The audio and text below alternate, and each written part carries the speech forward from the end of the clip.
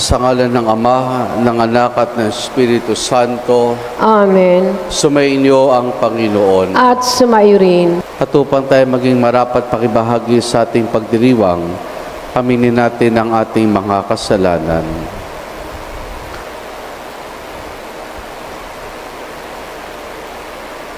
Inaamin ko sa makapangyarihang Diyos at sa inyo mga kapatid, talo ba akong nagkasala sa isip, sa salita at sa gawa at sa aking pagkukulang.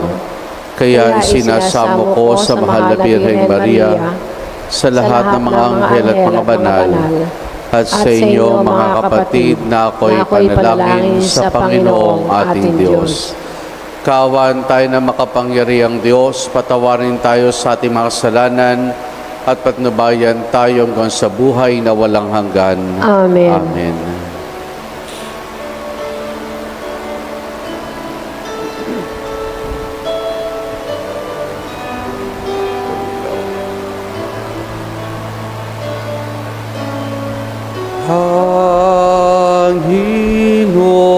Panginoon, kahawan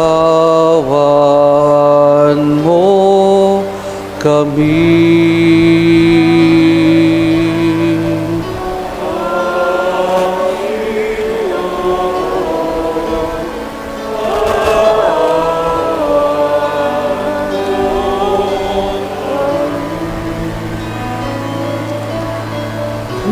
Kristo, kahawan mo kami.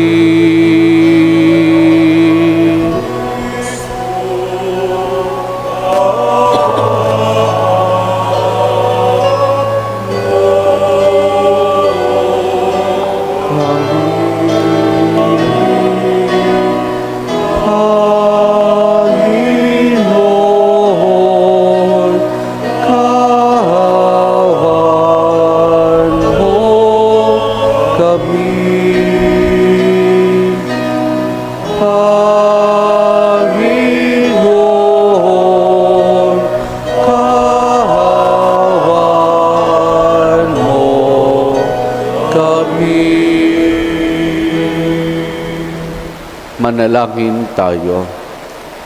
Ama naming makapangyarihan, ikaw lamang banal at walang mabuting iiral kundi dahil sa iyo lamang.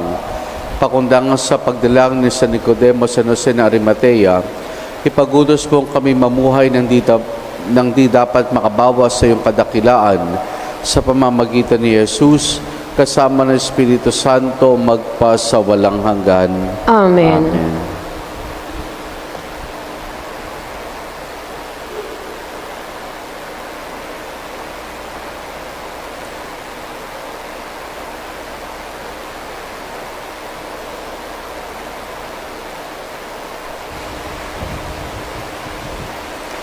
Ang salita ng Diyos mula sa unang sulat ni Apostol San Pablo sa mga taga-Tesalonika. Dahil sa inyong pananalig kay Kristo, mga kapatid, naaliw kami sa gitna ng aming hirap at pagkabalisa. Ang pananatili ninyong matatag sa pananampalataya ay nagsilang sa buhay namin. Paano kaya namin mapasasalamatan ng sapat ang Diyos sa kagalakang dulot ninyo sa amin? Mataimtim naming idinadalangin araw at gabi na kayo'y muling naming makita at matulungan sa kagaganap ng inyong pananampalataya. Loobin nawa ng ating Diyos at Ama at ang ating Panginoong Hesukristo na makapunta kami riyan.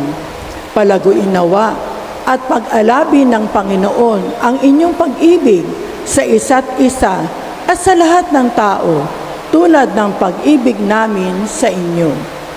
Kung ito ang mangyayari, palalakasin niya ang inyong loob, sa gayon kayo'y mananatiling banal at walang kapintasan sa harapan ng ating Diyos at Ama hanggang sa muling pagdating ng ating Panginoong Hesus, kasama ang mga hinirang niya.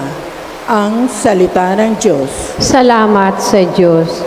Pag-ibig mo'y ipadama, aawit kaming masaya. Pag-ibig ko'y ipadama, aawit kaming masaya.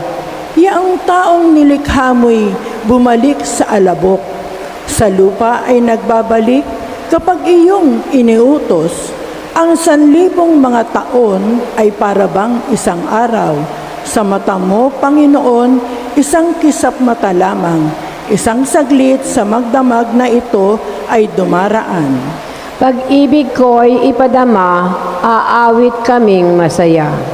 Yamang itong buhay naming maikli lang na panahon. Itinanim sa isip namin upang kami ay dumunog.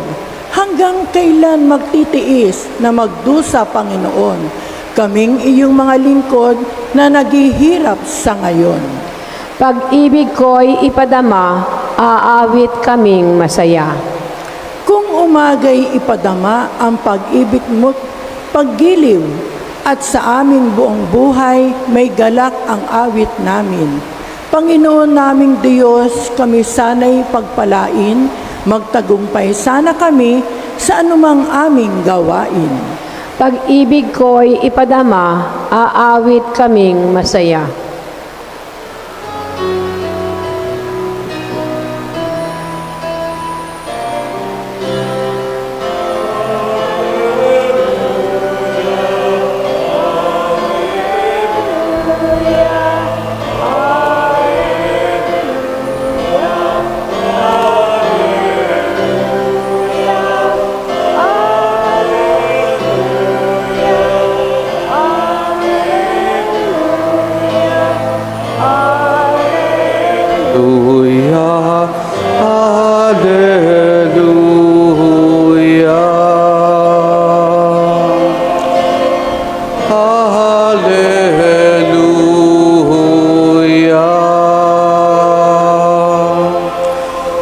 Sumainyo ang Panginoon. At sumayo rin, Ang mabuting balita ng Panginoon ayon kay San Mateo.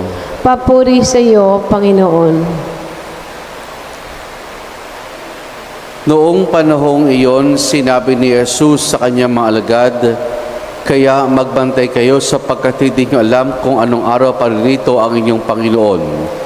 Tandaan ninyo ito, kung alam lamang ng puno ng sambahayan kung anong oras ng gabi darating ang magnanakaw, siya'y magbabantay at hindi niya pababayang pasukin ang kanyang bahay. Kaya maging handa kayong lagi sapagkat darating anak ng tao sa oras na di ninyo inaasahan. Ang tapat at matalinong alipin ang siyang pinapamahala ng kanyang Panginoon sa ibang mga alipin upang bigyan sila ng kanilang pagkain sa karampatang panahon. Mapalad ang aliping iyon kapag dinatnan niyang gumagawa ng gayon sa pagbabalik ang kanyang Panginoon. Sinasabi ko sa inyo, pamamahalain siya ng kanyang Panginoon sa lahat ng kanyang ari-arian. Ngunit kung masama ang aliping iyon, sasabihin niya sa sarili, matatagalan pa bago magbalik ang aking Panginoon. Kasi simulan bugbugin ang kanyang mga kapwa-alipin at makipagkainan at makipag-inuman sa mga lasenggo. Babalik ang Panginoon ng aliping iyon sa araw na hindi niya inaasahan at sa oras na hindi niya alam. Buong higpit na parurusahan siya ng Panginoon at sasama sa mga pagpaimbabaw. Do'y tatangis siya at mangangalit ang kanyang ngipin." Ang mabuting balita ng Panginoon. Pinupuri ka namin, Panginoong Hesukristo. Magandang umaga po sa ating lahat. Magandang umaga po naman. Mga kapatid, sa mabuting balita na ating napakinggan ay nagbibigay sa atin ng Panginoon ng paalaala at babala. Paalaala na maging handa ang bawat sa atin sa kanyang muling pagbabalik. Babala sapagkat kung hindi tayo magiging handa, ay maaring tuluyang mawalay tayo sa kanyang piling at maisama tayo sa mga masasamang tao na kung saan ay, sabi nga nung sa Ebanghelyo ayon kay San Mateo, ay tatangis tayo at do'y magangalit ang ating mga ngipin. Ngayon, ang tanong ay, paano ba maging handa?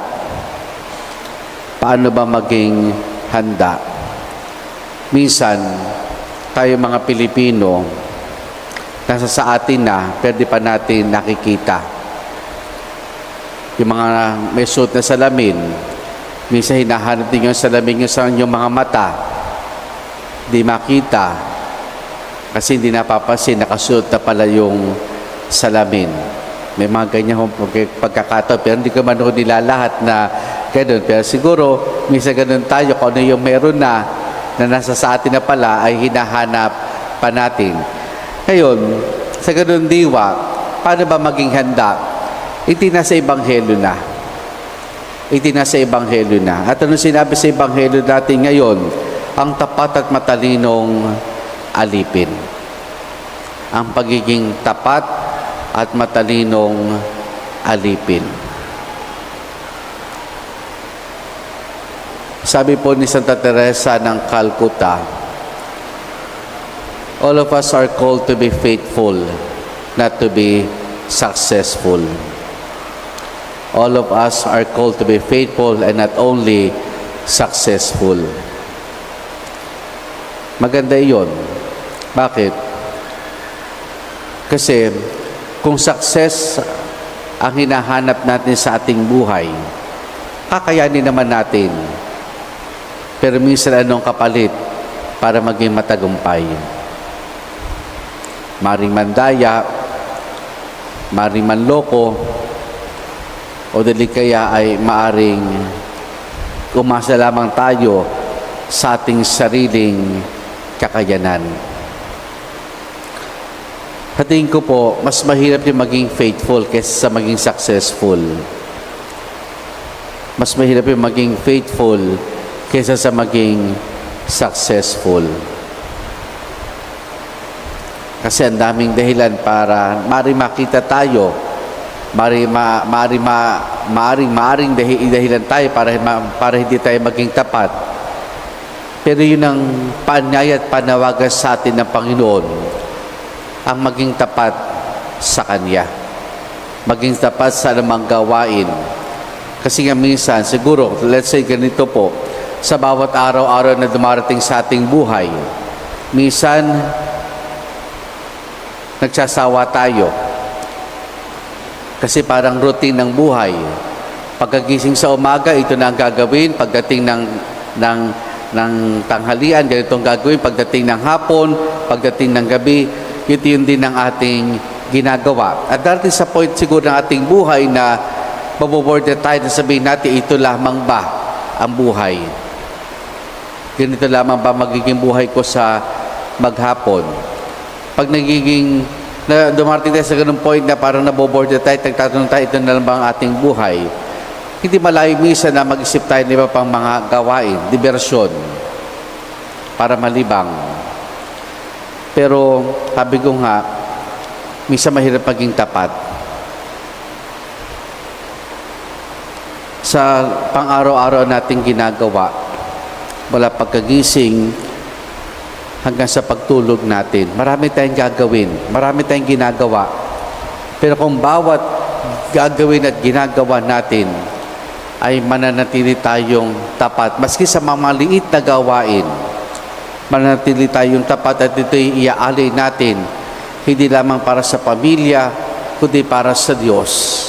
Magiging bago ang pananaw natin at pagtanaw sa buhay na ginagawa natin at sa buhay sa bawat araw na dumarating sa ating buhay. Ang panawagan sa atin maging tapat at hindi lamang maging matagumpay.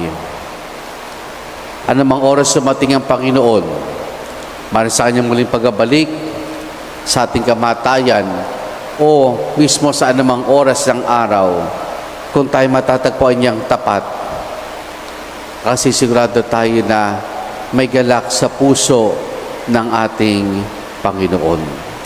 At isang magandang halimbawa ng pagiging tapat, walang iba kundi ang mahal na Birheng Maria. Ang katapatan niya sa kalooban ng Diyos, ang katapatan niya sa kanyang gampanin, ang katapatan niya sa kanyang anak na si Jesus, ay talagang nangingibabaw sa kanyang pagkatao. Mga kapatid, paano ba maging handa para sa muling pagbabalik ng ating Panginoon? Nandiyan na. Maging tapat. Maging tapat sa anumang ipinagkatiwala sa atin ng Diyos. Sa gawain, sa ugnayan, at lalo tigit sa Kanya. Amen.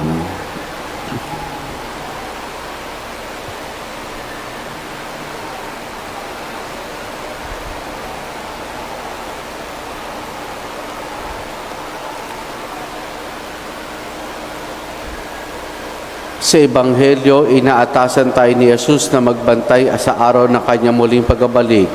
Lumapit tayo sa Ama habang nananalangin, nagbabantay at naghihintay sa kanyang mahal na anak. Ating itutugon, Ama ni Jesus, hinihintay namin ang iyong pag-ibig. Ama ni Jesus, hinihintay namin ang iyong pag-ibig.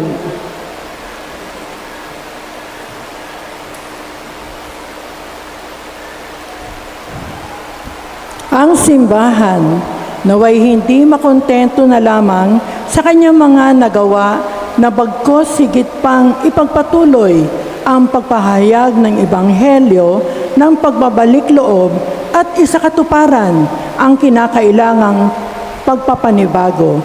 Manalangin tayo sa Panginoon. Ama ni Jesus, hinihintay namin ang iyong pag-ibig. Ang ating mga komunidad naway maging mga karapat-dapat na lugar para sa pagtatayo ng kaharian ng Diyos sa pamagitan ng ating paggalang, pagmamahal at pagkalinga sa isa't isa. Manalangin tayo sa Panginoon. Ama ni Jesus, hinihintay namin ang iyong pag-ibig. Tayo naway maging laging handa sa pagdating ng kaharian ng Diyos sa pamagitan ng ating pananatiling gising at hindi natatakot. Manalangin tayo sa Panginoon. Ama ni Jesus, hinihintay namin ang iyong pag-ibig. Ang mga may sakit at mga naghihingalo naway matagpuan ang kalooban ng Diyos sa kanilang mga pagsubok at pagdurusa. Manalangin tayo sa Panginoon. Ama ni Jesus, hinihintay namin ang iyong pag-ibig. Ang mga tapat na yumao naway matagpo ang handa sa pakikipagkita sa Panginoon sa kanilang matagal ng kahariang makita ng kayagayan. Manalangin tayo sa Panginoon. Ama ni Jesus, hinihintay namin ang iyong pag-ibig. Makalangit na Ama, pakinggan mo ang aming mga panalangin, kalakip ng katapatan ng aming mga puso. Tulungan mo kaming lumago sa kabanalan habang naghihintay kami ng may maligayang pag-asa sa pagdating ng iyong paghahari. Hinihiling namin ito sa pamamagitan ni Jesus na aming Panginoon. Amen.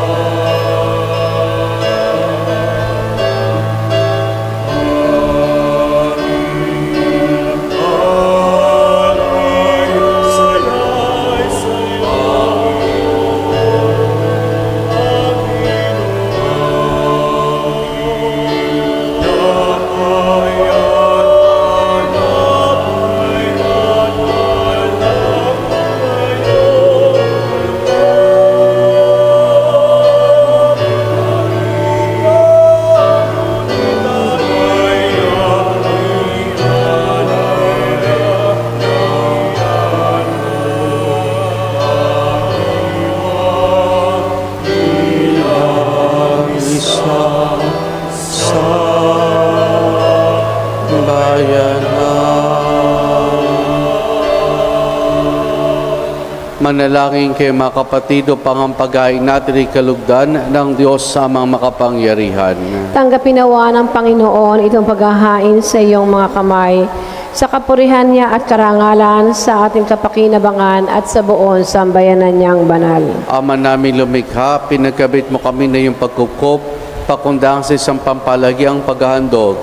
Kaya sa iyong sambayanan ay iyong pagkaloob, ang pagkakaisa at kapayapaang nagbubuklod bunga ng aming mga alay, na iyong kinalulugod sa pamamagitan ni Jesus, kasama ng Espiritu Santo magpa sa walang hanggan. Amen. Sumainyo ang Panginoon. At sumayo rin. Taas sa Diyos sa inyong puso at diwa. Itinaas na namin sa Panginoon. Pasalamatan natin ang Panginoong ating Diyos. Marapat na siya ay pasalamatan. Ama naming makapangyarihan, tunay nga marapat na ikaw ay aming pasalamatan.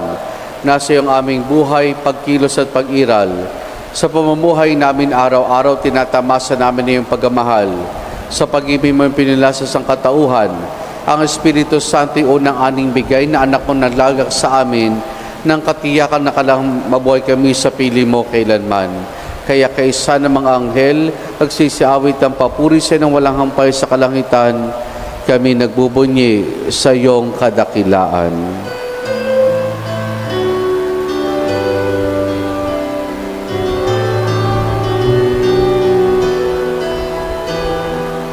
Santo, Santo, Santo, Panginoong Diyos, napupuno ang langit at lupa ng kadakilaan mo.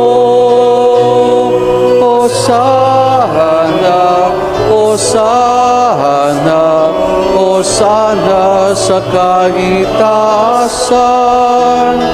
Hosana, Hosana, Hosana sa kaitaasan. Pinagpala ang naparirito sa ngalan ng Panginoon.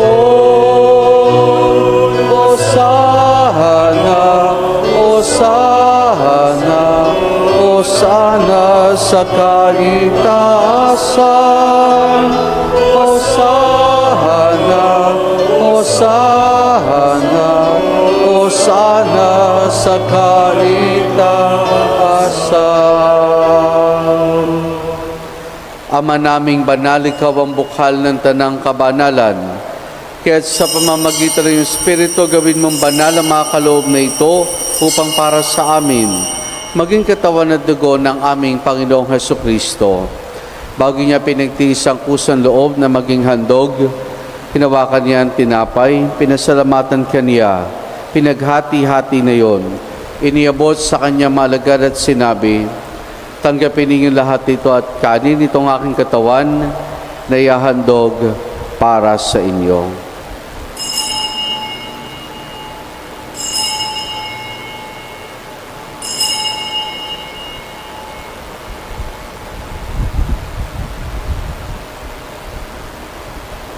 Gayun din naman nang matapos ang hapunan, hinawakan niya ang kalis.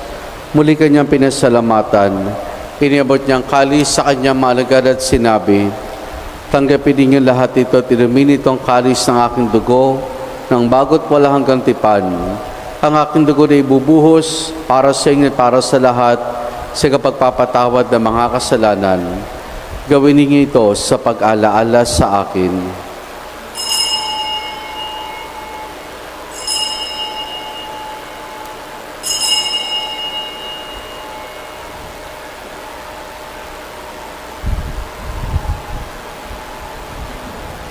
Ama, ginagawa namin ngayon ang pag-alaala sa pagkamatay at muling pagkabuhay ng iyong anak. Kaya tiniyalay namin sa iyo ang tinapay na nagbibigay buhay at ang kalis sa kakaloob ng kaligtasan. Kami nagpapasalamat dahil kami minarapat o tumayo sa harap mo para maglingkod sa iyo. Isinasamo namin kaming magsasalo-salo sa katawan at dugo ni Kristo ay mabuklod sa pagkakaisa sa pamamagitan ng Espiritu Santo.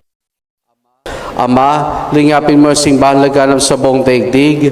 Puspusin mo kami sa pag-ibig kesa ni Leo na aming Santo Papa at idenis sa aming obispo at ng tanang kaparian.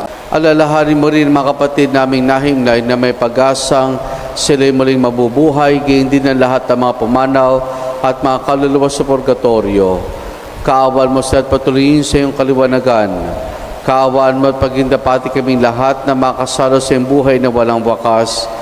Kaysa ng mahal na Birheng Maria na Ina ng Diyos, ang kanyang kabiyak ng puso si San Jose, kaysa ng mga apostol ni San Juan Bautista at ang lahat ng mga banal na namuhay dito sa daigdig ng kalugod-lugod sa iyo, may pagdiwanawa namin ang pagpupuri sa kararangal mo sa pamamagitan ng iyong anak na aming Panginoong Hesukristo. Sa pamamagitan ni Kristo, kasama niya at sa Kanya, ang lahat ng parangal papuri sa iyo, Diyos amang makapangyarihan, kasama ng Espiritu Santo, magpa sa walang hanggan.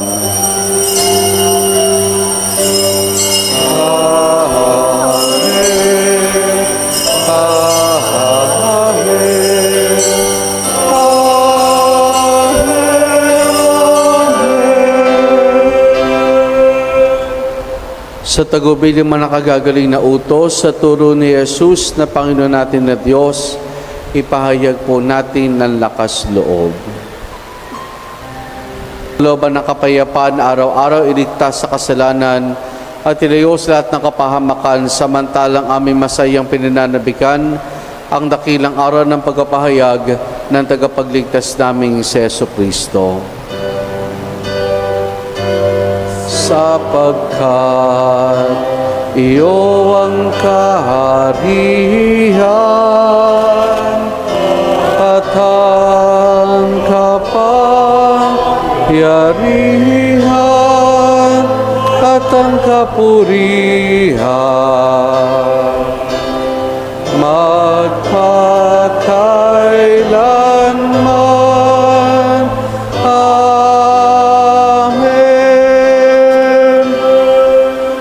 Panginoong Jesucristo, sinabi mo sa iyong mga apostol, kapayapaan ang iniwan ko sa inyong aking kapayapaan, ang ibinibigay ko sa inyo. Tunghayan mong aming pananampalataya at huwag ang aming mga pagkakasala. Pagkalooban mo kami na kapayapaan at pagkakaisa ayon sa iyong kalooban, kasama ng Espiritu Santo magpa sa walang hanggan. Amen. Ang kapayapaan ng Panginoon ay lagi nawang sumainyo. At sumaiyo rin. Mga kapatid, maghangad at pagbahagi tayo ng kapayapaan ni Jesus sa isa't isa. Peace be with you po.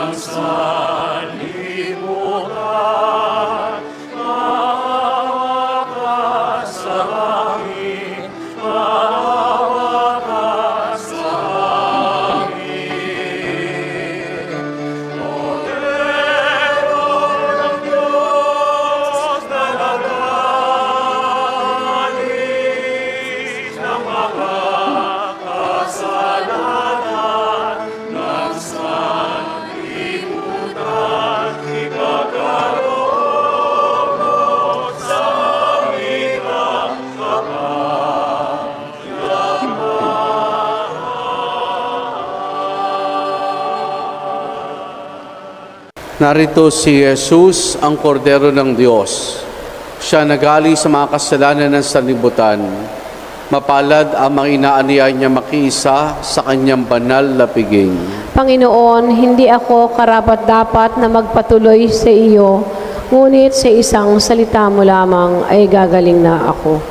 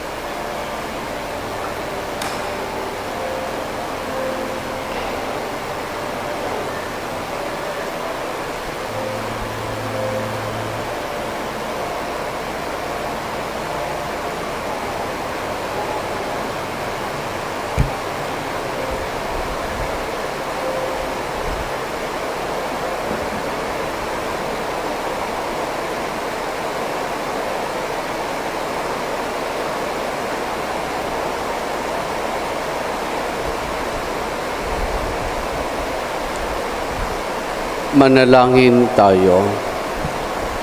Ama naming mapagmahal, lubusin mo sa amin ang kagalingang bigay na iyong pag-ibig na ngayon pinagdiriwang at kami naway magkaroon ng ganap na kaunlaran upang sa lahat ng aming pinagkakabalahanan, ikaw ay aming mabigyang kasiyahan sa pamamagitan ni Jesus kasama ng Espiritu Santo magpa sa walang hanggan. Amen.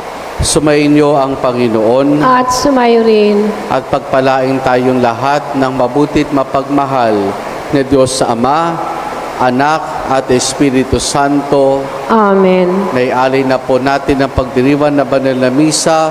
Pumayo tayo at patuloy na magsumikap na maging tapat. Salamat sa Diyos.